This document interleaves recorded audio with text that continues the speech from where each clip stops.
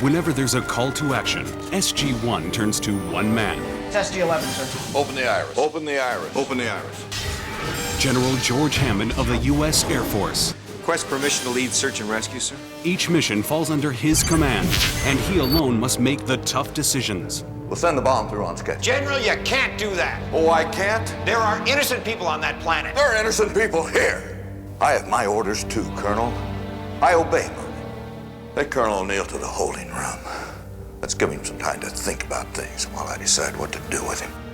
This guy is a real opportunity for me because when we start out in the pilot, he's pretty hard-nosed and straight ahead. But what I'm trying to do is bring a few levels to him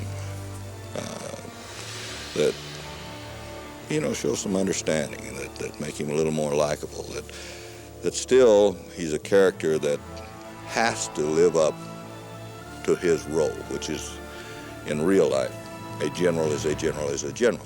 I would rather not order you to do this. So I would like all of those willing to attempt the rescue of SG-1 to take one step.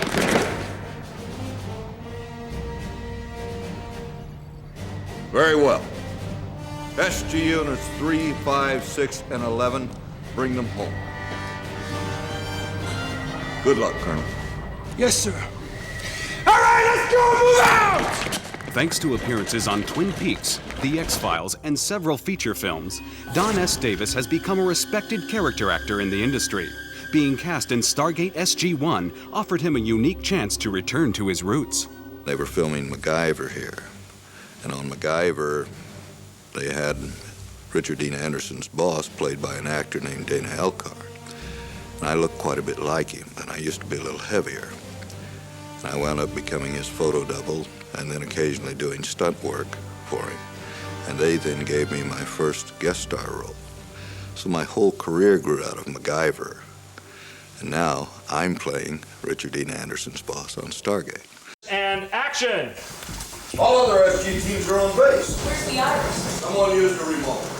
Heads up, people. Hey, what are you guys doing leaving without me? Who are you? What the heck's going on here? Cut, Brent. Very good. This is very much a character-driven show. It's not so much about being in spaceships and intergalactic wars. It's more about people, dealing with people, and dealing with them very much in the way that people from different backgrounds here have to learn to deal with one another. And I think that that makes these scripts interesting in a way apart from the run-of-the-mill science fiction fare. You have distinguished yourself by heroism involving voluntary risk of life. Against impossible odds, with only the help of your team members Teal'c and Dr. Daniel Jackson, you destroyed both Gould spacecraft that were poised to attack this world. Your exemplary courage and heroism reflect great credit upon yourself and the United States Air Force. Congratulations, Captain. In the episode Hathor, Don got a chance to show his character's vulnerable side, thanks to a beautiful woman with mystical powers. What do you say, General? I say we should make the lady comfortable and welcome her. Well, sir, with respect, it seems that this woman has all you guys under some sort of spell or something. I would be honored to give you a tour of our facility. We're in a society that worships the anti-hero. And I like the fact that there can be a general in the military who has a human side.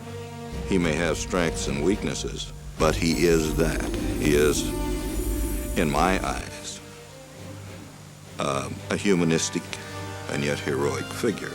I like the opportunity to play that. Does Davis believe in the possibility of other worlds and other civilizations beyond our own? Certainly. I grew up in the Ozark Mountains. So we're very strong in our beliefs that there is more in the world than we see today. We don't even worry about calling it paranormal. It's just there. It's something. You know that if you're in the forest alone at night, you're not really alone. Portraying a high-ranking officer in the armed forces wasn't a stretch for Davis.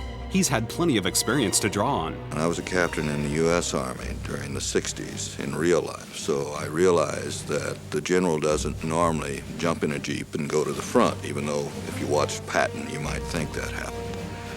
Usually, the commander-in-chief is back directing the action from the rear. If I was up front and someone captured me, then that would probably be it. I would like to go to other worlds, but I'm not sure that it would be true to what might happen. A rare opportunity to venture outside the base finally came true when the general led a daring rescue in the episode Into the Fire.